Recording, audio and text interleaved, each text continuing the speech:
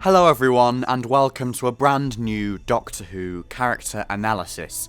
Yes, after the success of my little look at John Simm's incarnation of the Master last week, I thought I'd do a bit of a sequel, a little follow-up, covering Michelle Gomez's incarnation of the very same character. Now Missy, as I established last week, is just my favourite Master. She absolutely is. She is my Master, the incarnation that I've kind of had the most exposure to in my time as a Doctor Who fan, just because of my age and my fondness of the Capaldi era, I suppose, and just the way it's all been timed. For me, she completely takes the character back to basics, back to that fundamental friend-enemy relationship between the Doctor and his best friend. Stephen Moffat has made it clear in past interviews that he had apprehensions and concerns about writing the Master. However, he eventually decided that focusing on that Doctor-Master friendship, akin to that between a vegetarian and a hunter, as he describes it, would give him a lot more material to work with than just treating the Master as some kind of other villain, motivated by other means. And I think really that's what makes Missy such a fascinating incarnation of the Master, in my opinion. Now yes, before you all start lambasting me, I do realise that inevitably every single Doctor-Master story encapsulates that friendship to some extent. But as I've said, I believe that Moffat's writing of Missy and the 12th Doctor captures it at its best. There's a very tight focus on their friendship, a really tight focus, in every single one of Missy's stories. Compare this to the Eric Roberts Master, say, in the TV movie, how the Doctor-Master relationship is treated there. It's kind of undeveloped beyond that parallel between the new bodies thing, that they're both getting new bodies, but beyond that, there's nothing else there, and that could be said of some other Master stories, I suppose, as well, that predate Missy. And really, when you start making comparisons like that, I do think it's easy to see what I mean and where I'm coming from. So let's look at each of Missy's full stories on closer analysis. Beginning with her debut, I will admit that I don't really approve of her kissing the Doctor, never mind referring to him as her boyfriend. That's one of her very first lines of dialogue in Deep Breath, I think. But taken at face value, I think you can kind of excuse these elements as symptoms of Missy's generally bonkers attitude. It's just part of who she is really, I suppose, as the Master. Although it is a little bit open to debate, I will admit. But beyond that, the whole story basically revolves around the lengths Missy will go to get her friend back, as she says. She has conducted this massively intricate scheme in order to get the Doctor exactly where she wants him. If you think about it, it stretches right back to the woman in the shop, with the Doctor meeting modern-day Clara for the first time.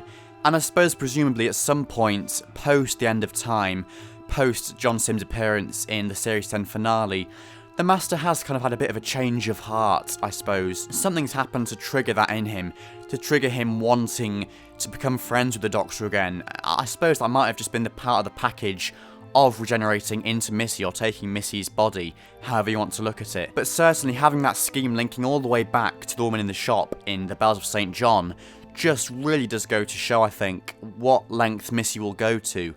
And clearly, she means it for real. She wants her friend back. That's a very important line, I think, and it really encapsulates what Missy's about from the word go. Now, with regards to Death in Heaven in particular, I can kind of accept that it's perhaps a slightly anticlimactic way to end a series. Missy barely utilises the army of Cybermen that's at her command. That said, I can't help but love how it all boils down to the Doctor and Missy in a graveyard, having that same old debate that links back to all the old Master stories, right back to the classic series, with the fate of the Earth in their hands. There's something quite romantic about that, I think. Something about that quite intimate, small conversation, their relationship, their debate having a massive effect on the rest of the world.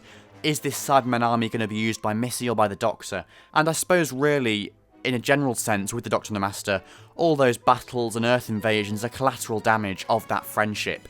And for me, taking it back to basics, such an epic story like the Series 8 finale, but then saying, okay, we're going to go to a graveyard and basically just have that debate. Is the Doctor right? Is the Master right? Who is right? Who is wrong? That encapsulates and embodies their relationship for me, I think. And yeah, I think that's why I like Missy so much, because right from the start, she is all about that friendship. And that drives every single one of her actions Although she doesn't quite have as much to do in the Series 9 opener, I think that The Magicians Apprentice and The Witch's Familiar plays a vital role in developing that concept of blurred lines between the boundaries of friends and enemies. I think that's another thing that's quite integral to the Doctor and the Master's relationship, but obviously brought more prominently into the whole thing with Missy, because they both started off very much the same. They both embody the same sort of qualities, but the Doctor and the Master go very separate ways from a very early age. And I think throughout every single Master and Doctor relationship, every single dynamic, there's always that kind of ambiguity about who's right, who's wrong, because there is a friendship there that, against all the odds, has been maintained over so many years, so many centuries.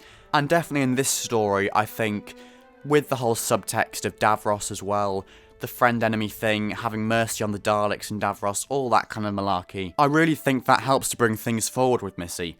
I also particularly enjoy how she becomes a temporary extra member of the TARDIS team, and the role she plays becomes more and more Doctor-like as the story progresses and develops. She kind of has to be the Doctor for Clara, while the real Doctor is preoccupied with Davros. Now, interestingly, that kind of foreshadows her being Doctor Who in World Enough and Time, which is something I hadn't really considered before.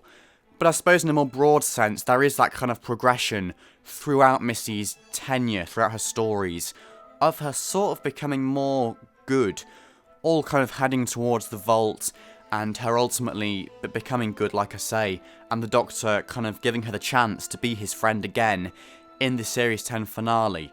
And I think her Series 9 appearance is kind of that halfway point, that transition story, helping to connect her appearances and differing motivations in Series 8 and Series 10. And of course, that brings us right up to date.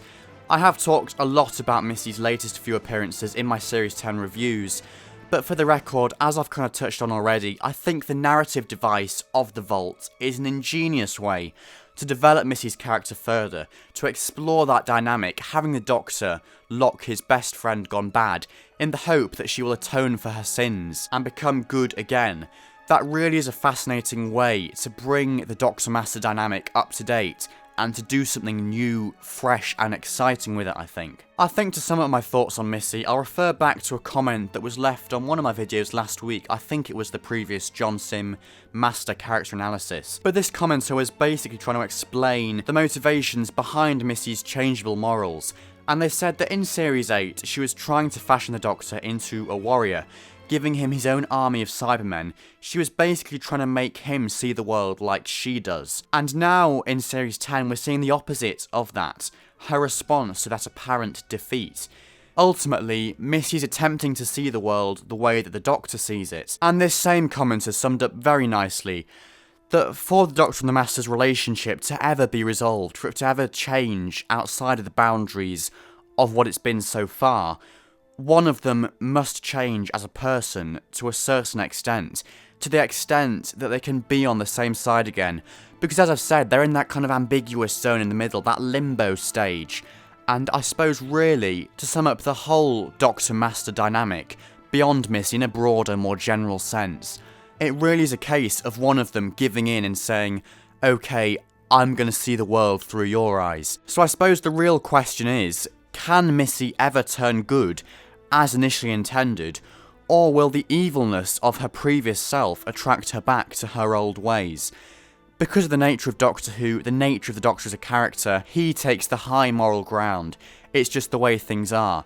So if this relationship is ever to be resolved, then Missy will have to give in to him, as has kind of been foregrounded so far in Series 10, with the whole thing about the Vault, with her turning good. And it's quite difficult to predict, really, if she's going to make good on that promise, if she is ultimately going to join the Doctor and stand with him. I mean, if you look at it in terms of the actual whole Doctor Who canon, the Master isn't just going to end here. The Master is one of the fundamental elements of Doctor Who, and I think the Master will keep going. You know, in 10 years' time, 20 years' time, that character is just going to keep cropping back up again and again. Maybe after breaks of 5 years, 7 years, but they're always going to be part of it, I think, because they are such an integral part to the Doctor's character and to Doctor Who as a show. I suppose really, though, this is Missy's last story. Michelle Gomez has made that very clear. It's her last regular appearance this week. So perhaps, at least for this incarnation, we'll see some form of closure, but maybe when the Master returns under Chris Chibnall or otherwise, they'll go back to their previous ways, they'll become evil again.